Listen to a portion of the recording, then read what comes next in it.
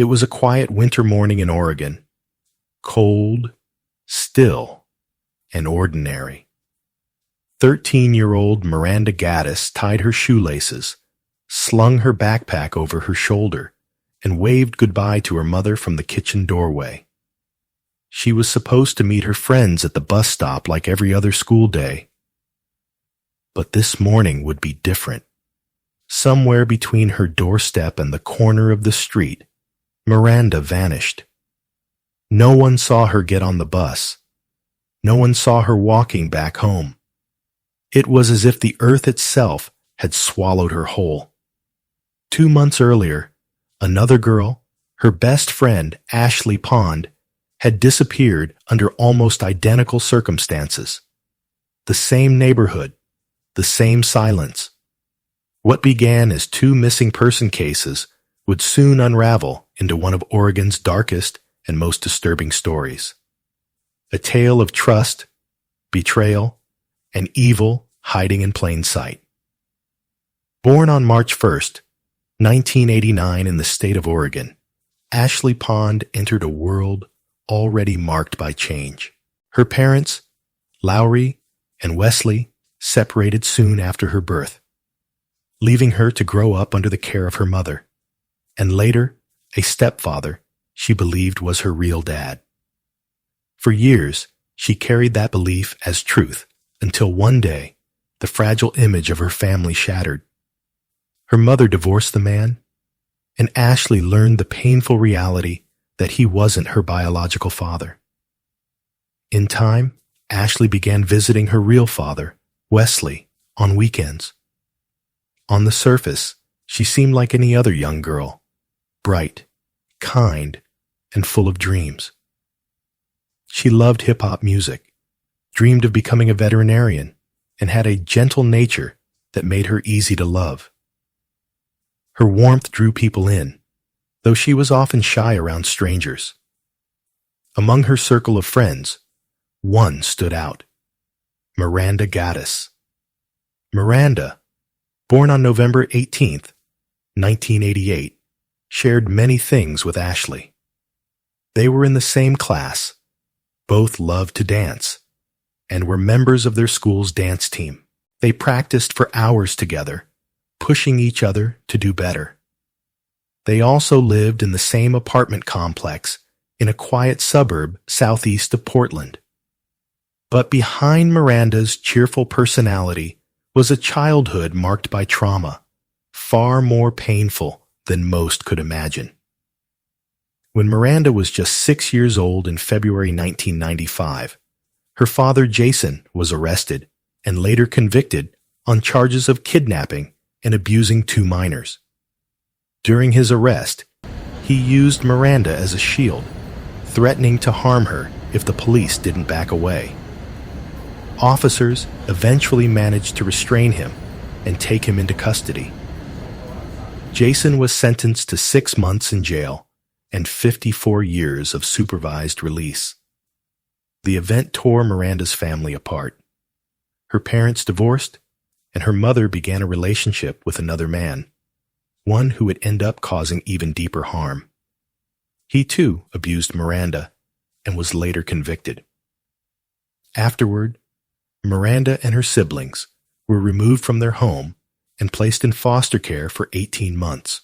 During that time, Miranda received therapy at school to help her recover from the trauma. Through that process, she learned to set strong boundaries and to speak up when she sensed danger. Skills that would one day define her character and also, in a tragic twist, lead her into another dark chapter. Meanwhile, Ashley's life began to take its own devastating turn. What had started as innocent weekend visits with her biological father, Wesley, soon became unsafe. On Christmas Eve of the year 2000, after enduring repeated abuse, 12-year-old Ashley finally reached her breaking point. She gathered the courage to tell someone what had been happening. Just 12 days later, on January 5th, 2001, Wesley was charged with 40 counts of abuse spanning several years. The case shocked everyone who knew the quiet, affectionate girl with the big smile and love for dancing. Around the same time, a new family moved into the same apartment complex where Ashley and Miranda lived. Their daughter Mallory soon joined the same school and quickly became friends with the two girls, eventually joining their dance team as well. Mallory's family included her 19-year-old brother, Francis, and her father, Ward Weber, along with his partner. It was Ward, Mallory's father, whose presence would later prove pivotal in this story. Born on April 6, 1963 in California, his life had been filled with turmoil from the start. When he was only 4, his father abandoned the family. His mother remarried a man who drank heavily and often became violent. They eventually moved to Oregon, where Ward endured years of physical abuse at the hands of his stepfather.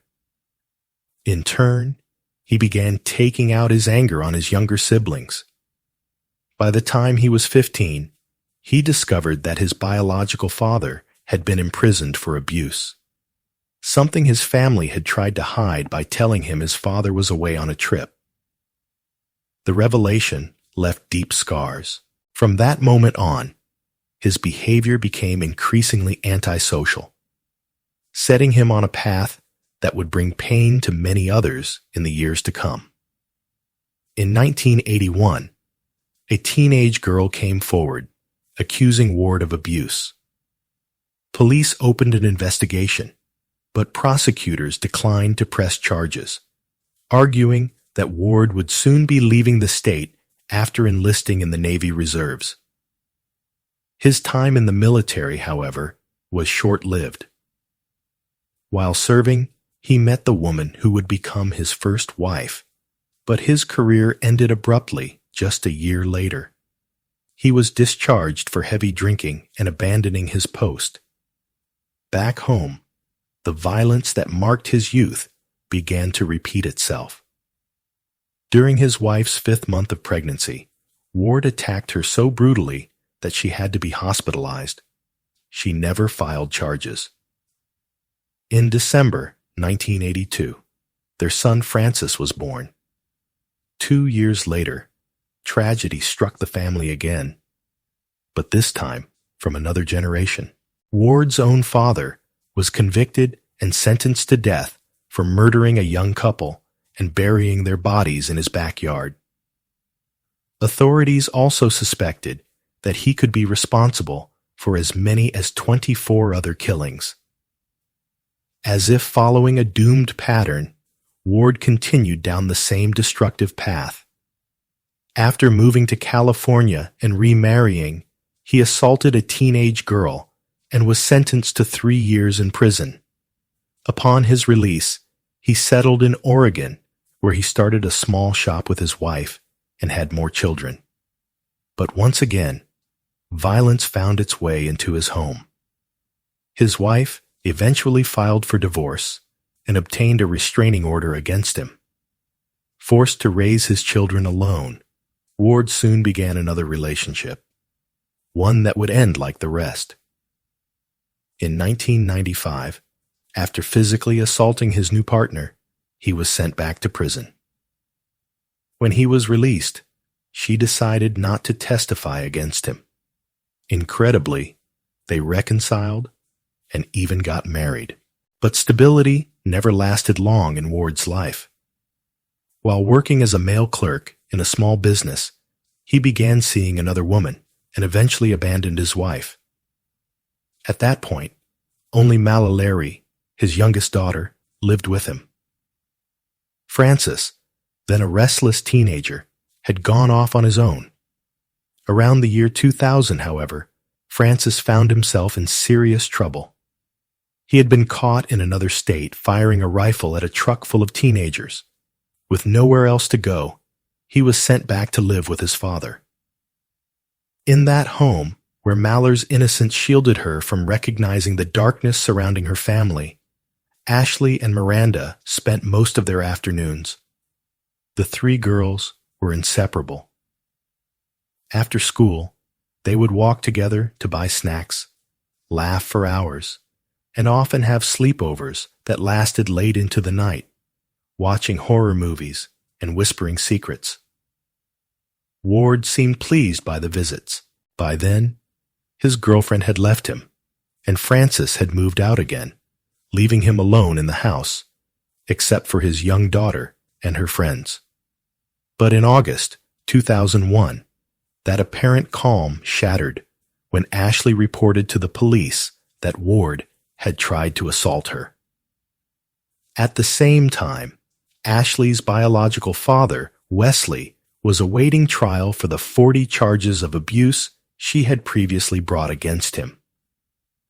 Desperate to avoid prison, Wesley and his attorney crafted a strategy not based on innocence, but on discrediting Ashley, painting her as unstable and prone to lying. When Wesley learned that his daughter had now accused Ward of assault, he wasted no time. He passed the information to his lawyer, who immediately questioned Ward about it. Ward's response was chilling. He told them he would testify in favor of Wesley and accuse Ashley of making everything up. These manipulative tactics, combined with the defense team's relentless efforts to destroy the girl's credibility, worked. In a plea deal favorable to Wesley, prosecutors dropped all but one charge. He received only 120 months of probation. Ward, on the other hand, faced no legal consequences at all. No one realized on that grim day, when Wesley and his lawyers celebrated their so-called victory, that Ward now felt empowered and enraged. He was free to take revenge on the 12-year-old who had dared to speak out. Then came the morning of January 9th, 2002. Ashley left her home to walk to the nearby bus stop as she did every school day. But that morning, she never arrived. Her trail vanished completely. Despite having no history of running away, police quickly labeled her a runaway case. No large-scale search was organized, and no serious investigation began. Among the friends who joined the family-led search efforts was Miranda. At first, she felt afraid, an unease she couldn't explain, a sense that something far darker was at play. And sadly, she was right. At first, Miranda tried to convince herself that Ashley really had run away. It seemed like the only explanation. After all, Ashley hadn't called anyone, not even her best friends, Miranda or Mallory. Still, something inside Miranda felt uneasy. As the days passed and no one heard from Ashley, that unease turned into fear. The story began to spread through the community, and soon local media picked it up. When interviewed, Miranda spoke about how painful and confusing it all was. To her, Ashley was like a sister. The school's dance team organized a fundraiser to offer a reward for any information that could lead to Ashley's return. Miranda decided to perform a solo routine as a tribute to her missing friend. The performance was set for March 23, 2002. But tragically, Miranda would never get the chance to perform it. On the morning of March 8th, everything seemed normal. Miranda's mother, Michelle, left for work after seeing her 13-year-old daughter in the kitchen getting ready for school. But just after 1:30 p.m., Michelle received a call from her eldest daughter. Miranda hadn't shown up for class. When she called the school to confirm her worst fears began to take shape, Miranda hadn't attended any of her classes that day. Nearly 2 months had passed since Ashley's disappearance. This time, Michelle didn't hesitate. She immediately contacted authorities. The FBI stepped in, forming a special task force to search for both girls. At a press conference, an FBI spokesperson admitted that investigators now believe the two disappearances might be connected. and that foul play was likely involved. The agency announced a $50,000 reward for information leading to the girl's safe return or to the arrest of whoever was responsible. Posters with the girl's photos were plastered across Oregon, and soon the case made national and even international headlines. In front of countless cameras and microphones, both mothers, Michelle and Lowry, pleaded for help. Michelle insisted her daughter would never have willingly gone with a stranger. Lowry, who had stayed quiet for weeks after losing her daughter, finally spoke publicly, breaking down as she begged for answers. By mid-March, FBI profilers had arrived in the area to assist local authorities.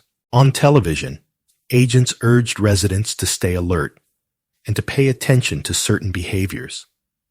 Someone new in the neighborhood, a person showing signs of increased drinking or drug use, or someone who seemed unusually restless, staying up all night. They didn't say why, but the message was clear. The danger might be closer than anyone imagined. Fear quickly spread through the neighborhood. The once lively community filled with children playing outside and mothers chatting on their porches turned silent and tense.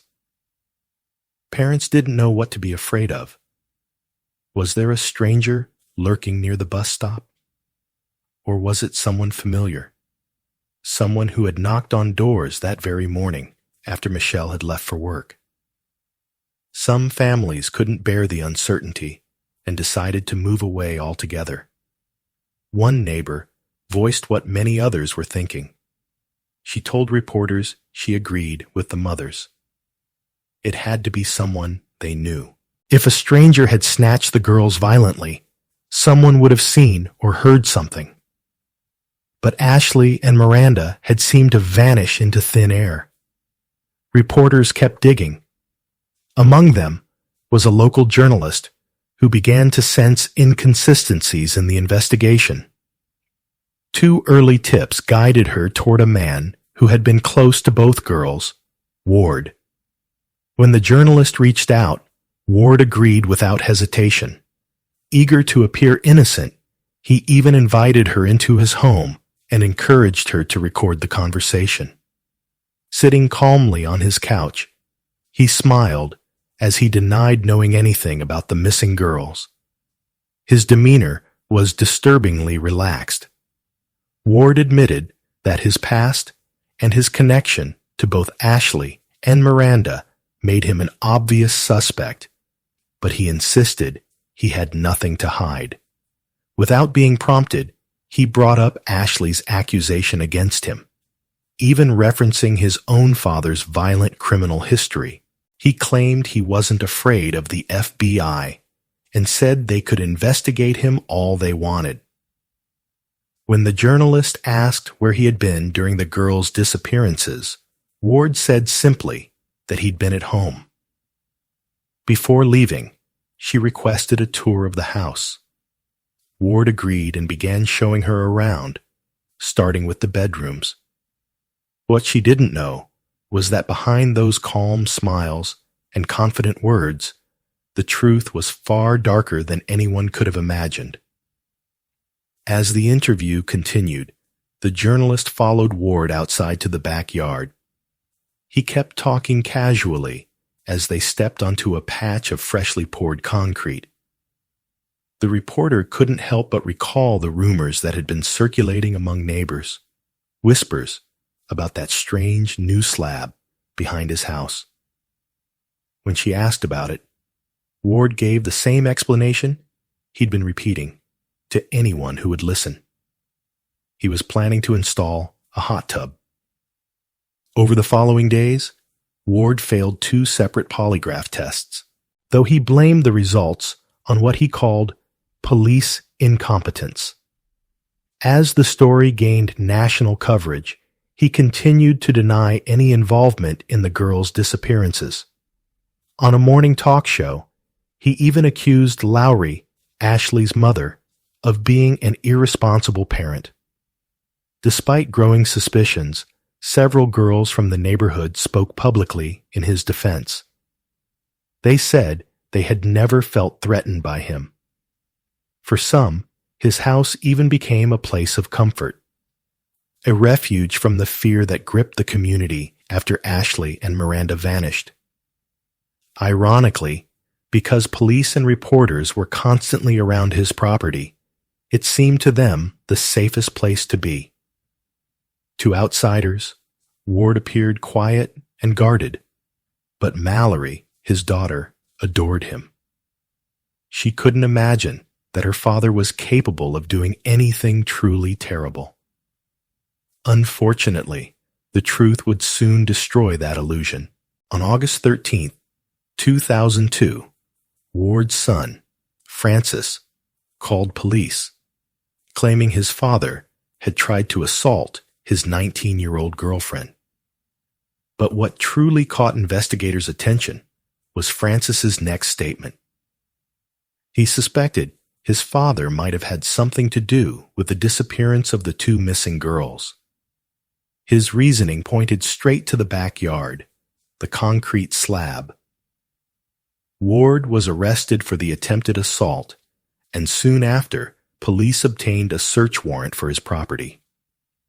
On Saturday, August 24th, 2002, FBI agents launched a full-scale excavation of the house and surrounding land. What they found was horrifying. Inside a shed at the back of the property, agents discovered a microwave oven box containing the remains of Miranda. The next day, they unearthed Ashley's body hidden beneath the concrete slab in a 200-liter metal barrel, carefully buried and sealed.